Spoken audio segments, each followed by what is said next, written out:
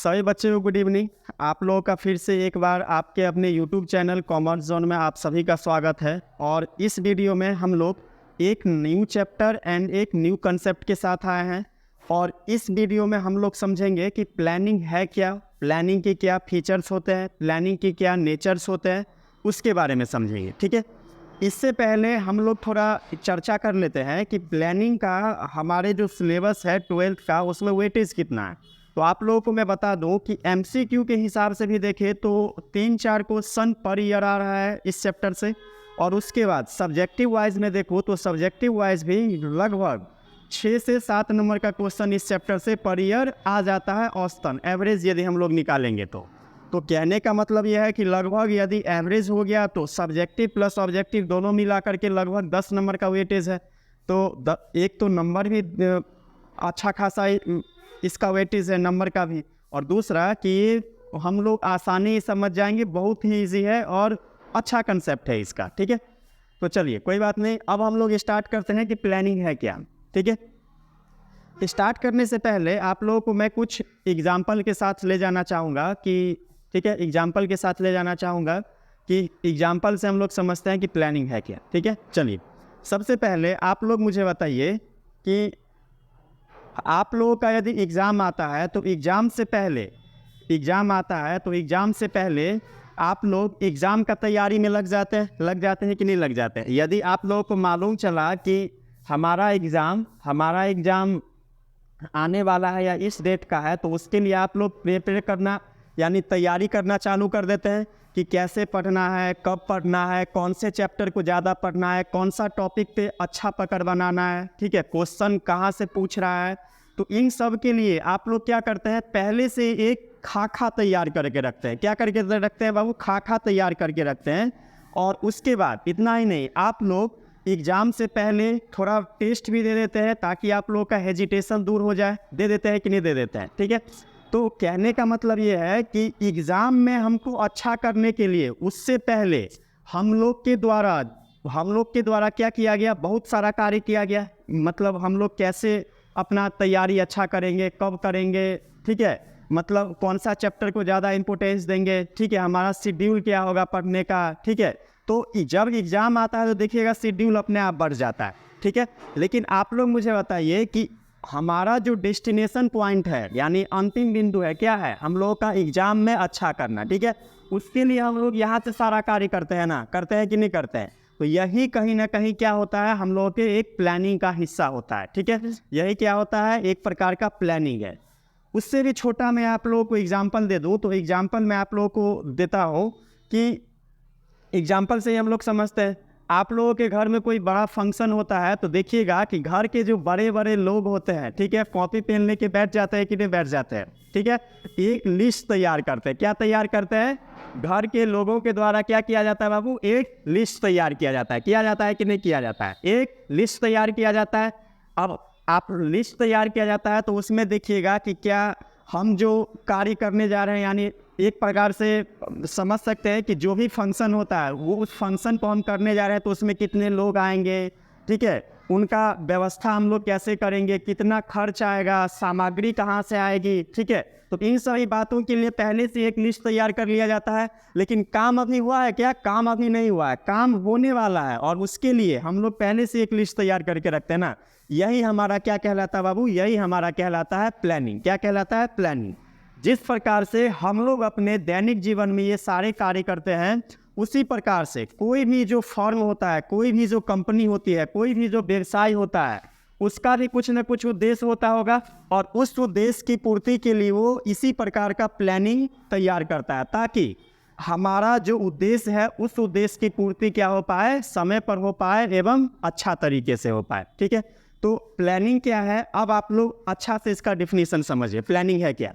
Planning के बारे में आप लोगों को मैं बता दूं तो प्लानिंग नियोजन का प्राथमिक एवं प्रमुख कार्य है, जिसके अंतर्गत आप लोग देखेंगे कि भविष्य में जो काम हम लोग करने वाले हैं उसके लिए पहले ही एक प्रकार का योजना तैयार कर लेते हैं। ठीक है, यानी भविष्य में जो काम हम लोग करने वाले हैं उसी का क्या करते हैं, पूर्वानुमान लगा लेते हैं पहले ही लगा। यहाँ पर भी देखिए, यहाँ पर ही पूर्वानुमान लगाए कि नहीं लगाए कि हमको क्या करना है, कितना आदमी का लिस्ट चाहिए। यहाँ पर भी हम लोग क्या किए, पहले ही पूर्वानुमान लगा लिए कि एग्जाम में किस तरह का अगर क्वेश्चन आता है, हम लोग का तैयारी कैसी होनी चाहिए। तो कहने का मतलब ये है कि नियोजन से आज से भविष्य के लिए पहले से अनुमान लगाना, पूर्वानुमान लगाना क्या कहलाता है, नियोजन कहलाता है। क्या कहलाता है बाबू, नियोजन। इसके अंतर्गत किसी भी कार्य को कब करना है, कैसे करना है, किस व्यक्ति के द्वारा करवाना है, इन सभी बातों को क्या किया जाता है, संदर्भित करके एक डिसीजन लिया जाता है। ठीक है, तो नियोजन क्या है समझ में आ गया। अब आप लोगों के साथ मैं चर्चा करूं कि नियोजन की कुछ विशेषताएं होते होंगे कि नहीं होते होंगे। अब हम लोग देख लेते हैं कि नियोजन की कुछ विशेषताएं यानी फीचर्स या इसके कुछ नेचर्स होते हैं, यानी नियोजन की प्रकृति या विशेषताएं कुछ होते होंगे। चलिए सबसे पहले हम लोग स्टार्ट करते हैं नियोजन की कुछ प्रकृति या विशेषताओं का। सबसे पहला प्रकृति या विशेषता क्या है, नियोजन का केंद्र बिंदु लक्ष्य प्राप्ति होता है। नियोजन का जो केंद्र बिंदु होता है वो क्या होता है बाबू, लक्ष्य प्राप्ति होता है। यानी यहाँ पे बोल रहा है planning focus on achieving objectives, planning focus on objective और planning focus on achieving objectives. इसका मतलब ये हुआ कि हम लोग यदि कोई भी प्लान करते हैं तो उस प्लानिंग का जो हमारा केंद्र बिंदु होता है, यानी केंद्र बिंदु होता है, ठीक है,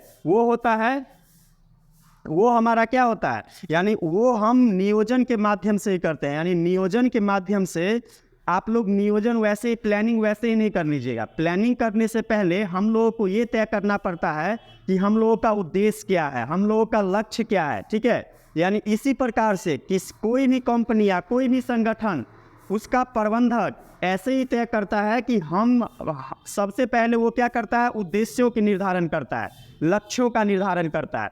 उस लक्ष्य के लिए वो क्या करता है, योजना बनाना क्या करता है, चालू करता है। तो आप लोग मुझे बताइए कि नियोजन का केंद्र बिंदु क्या हुआ, नियोजन का केंद्र बिंदु क्या हुआ, लक्ष्य प्राप्ति होता है कि नहीं होता है। आप दुनिया में कोई भी काम करिए, किसी न किसी काम का, ठीक है, कोई ना कोई जरूर उद्देश्य होता होगा, और उस उद्देश्य के लिए हम लोग वो काम करते हैं कि नहीं करते हैं। और काम को करने के लिए काम कैसे किया जाएगा, एक प्लानिंग के माध्यम से किया जाएगा। तो अंतोगत्वा यहाँ पे हम लोगों ने क्या देखा कि हमारा जो नियोजन है, नियोजन का केंद्र बिंदु क्या है बाबू, डेस्टिनेशन पॉइंट, वो है हमारा लक्ष्य की प्राप्ति करना या उद्देश्यों की प्राप्ति करना। तो पहला टॉपिक आ गया समझ में। दूसरा है नियोजन प्रबंध का प्राथमिक कार्य है। देखिए आप लोगों को मैं जानकारी दे दूं कि नियोजन प्रबंध का प्राथमिक कार्य है। नियोजन के 5 कार्य होते हैं। प्लानिंग के कितने फंक्शंस होते हैं बाबू, 5 फंक्शंस होते हैं। There are 5 function of planning. कितने फंक्शन होते हैं, 5 फंक्शन होते हैं। उन 5 फंक्शन में सबसे पहला जो कार्य होता है वो होता है प्लानिंग का। किसका होता है, प्लानिंग का। यही जो प्लानिंग है, यही अन्य कार्यों का क्या होता है, आधार प्रदान करता है। क्या प्रदान करता है बाबू, आधार प्रदान करता है। ठीक है, क्या प्रदान करता है, आधार प्रदान करता है। तो प्लानिंग प्रबंध का कौन सा कार्य है, प्राथमिक कार्य है। आप लोगों को एमसीक्यू में बोर्ड यहाँ पे एक क्वेश्चन पूछेगा कि नियोजन प्रबंध का निम्न में से कौन सा कार्य है, प्राथमिक, द्वितीय, तृतीयक और अंतिम। कौन सा कार्य है बाबू, प्राथमिक कार्य है। नियोजन प्रबंध का कौन सा कार्य है, प्राथमिक कार्य है। क्यों प्राथमिक कार्य है, समझ गए, क्यों, क्योंकि नियोजन प्रबंध के जो अन्य कार्य होते हैं, ये अन्य कार्यों के लिए क्या करता है, बेसलाइन तैयार करता है। क्या तैयार करता है बाबू, बेसलाइन तैयार करता है। इसीलिए नियोजन प्रबंध का कौन सा कार्य है, प्राथमिक कार्य है, प्राथमिक कार्य है। ठीक है, 2 बातें समझ गए। तीसरा देखिए, नियोजन सर्वव्यापी है। प्लानिंग इज ए पर सर्वेस, यानी प्लानिंग इज ए पर, सॉरी मिस्टेक हो गया, planning is A pervasive. Planning is A pervasive का मतलब क्या हो गया कि नियोजन क्या है, यानी प्लानिंग इज ए परवेसिव का मतलब क्या हो गया, नियोजन क्या है, सर्वव्यापी है। सर्वव्यापी का यहाँ पे ये मतलब हो गया कि आप लोगों को मैंने कभी पढ़ाया था कि प्रबंध यानी लेवल ऑफ मैनेजमेंट कितने होते हैं, प्रबंध के 3 स्तर होते हैं, हाई लेवल, मिडिल लेवल और लोअर लेवल। और लोअर लेवल के नीचे कौन होता है, श्रमिक लोग होते हैं, प्लेटफॉर्म होता है। अब आप लोग मुझे सवाल नहीं बताइए कि क्या केवल उच्च लेवल का प्रबंधक ही प्लानिंग कर ले तो सारा काम हो जाएगा, क्या नहीं होगा। यानी उच्च लेवल का प्रबंधक तो अपने स्तर पे तो प्लानिंग करते ही होगा, उसके साथ जब बात आता होगा मिडिल लेवल ऑफ मैनेजमेंट का, तो मिडिल लेवल पे भी जो विभागीय प्रबंधक होंगे, डिपार्टमेंटल मैनेजर होते हैं, वो भी अपने डिपार्टमेंट के लिए क्या करते हैं, प्लानिंग करते होंगे कि नहीं करते होंगे, ठीक है। और अंतिम में हम लोग आ जाते हैं लोअर लेवल मैनेजमेंट, जिसको हम लोग सुपरवाइजर लेवल भी बोलते हैं। तो सुपरवाइजर लेवल पर देखिए, तो क्या ये जो लोअर लेवल मैनेजमेंट है जिससे सुपरवाइजर लोग होते हैं, तो क्या ये सुपरवाइजर श्रमिकों से काम करवाने के लिए प्लानिंग नहीं करता होगा? क्या प्लानिंग करता होगा। यानी यहाँ पे हम लोगों ने क्या देखा कि प्लानिंग की आवश्यकता प्रबंध के तीनों स्तर पे हो रही है कि नहीं हो रही है। इसीलिए प्लानिंग हमारा क्या है, एक सर्वव्यापी है। क्या है? सर्वव्यापी, ठीक है। सर्वव्यापी मतलब हो गया सभी जगह, यानी सभी जगह मौजूद है कि नहीं है। आप चाहे कोई भी संगठन लीजिए, मैंने शुरुआत में ही बोल दिया है कि इसका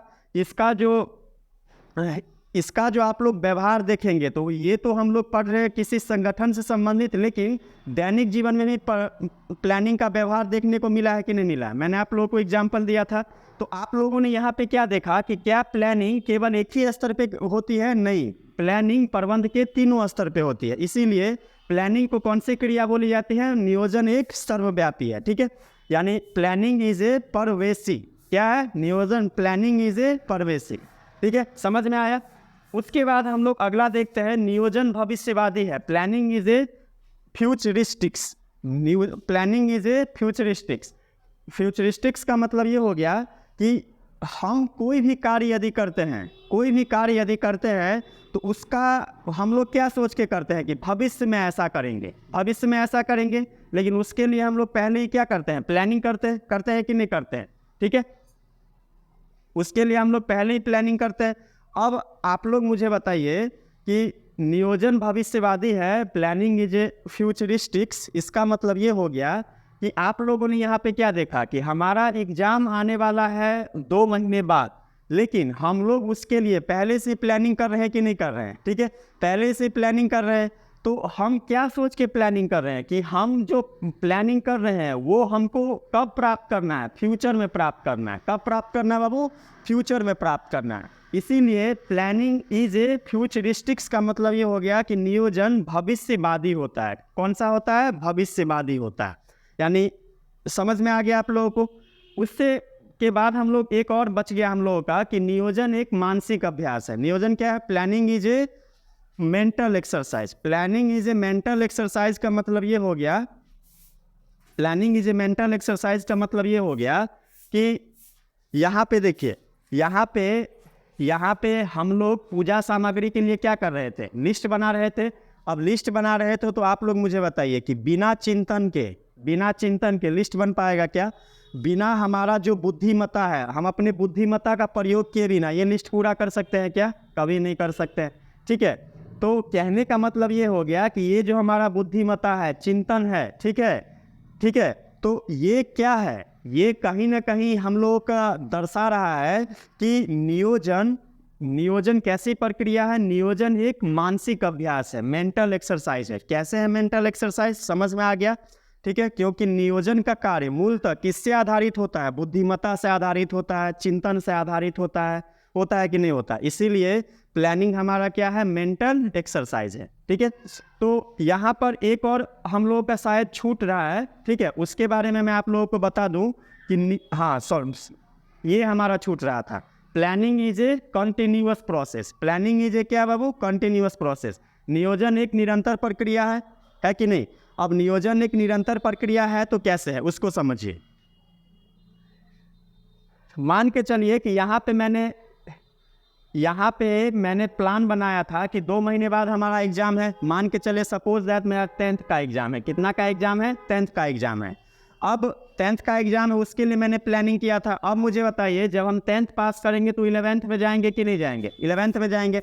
अब जब 11th में जाएंगे तो 11th में भी तो एग्जाम होगा ना? एग्जाम होगा कि नहीं होगा? तो वहाँ भी हमको फिर से प्लानिंग करना पड़ेगा। यानी 10th में जो प्लानिंग किए, 10th पास किए, 10th के बाद हम लोग फिर प्लानिंग करेंगे, 11th पास करेंगे, 11th के बाद हम लोगों को फिर से प्लानिंग करना पड़ेगा तो 12th पास करेंगे। तो ऐसे करके आप देखें कि नियोजन जो है निरंतर चलने वाली प्रक्रिया है। यानी ये क्या है? एक डायनामिक प्रकृति का है कि नहीं है? ठीक है, कंटिन्यूअस प्रोसेस है। तो आप लोग सभी विशेषताओं के बारे में समझ गए होंगे मुझे लग रहा है, ठीक है। और वैसे भी जहाँ पे थोड़ा मिस्टेक हो गया, जैसे यहाँ पे मिस्टेक हो गया था हम लोगों का परवेसिव के दरमियान, प्रोनाउंसिएशन में मिस्टेक हो गया था, तो इसको थोड़ा आप लोग एडजस्ट कर लीजिएगा। और आप लोगों को जो भी प्रॉब्लम होगा आप लोग कमेंट सेक्शन में बोलिएगा, वहाँ से हम लोग इसको अच्छा से कवर अप और कोशिश करेंगे कि आप लोग की जो भी समस्या है वो दूर हो जाए। और एक बात और, यहाँ से जो क्वेश्चन बनेगी, एक क्वेश्चन बनेगी, नियोजन क्या है, नियोजन क्या है, व्हाट इज़ प्लानिंग, तो ये पूछेगा 2 नंबर में। तो प्लानिंग क्या है बता दिए कि भविष्य के लिए पहले से अनुमान लगाना क्या कहलाता है, प्लानिंग कहलाता है। प्लानिंग के निम्नलिखित फीचर्स या नेचर्स होते हैं। पहला, नियोजन का केंद्र बिंदु लक्ष्य प्राप्ति होता है। Planning focus on achieving objectives. Planning is A primary function of management. Planning is A continuous process. Planning is A mental exercise. Planning is A pervasive. तो यहाँ पे आप लोग समझ गए होंगे। चलिए, तो सभी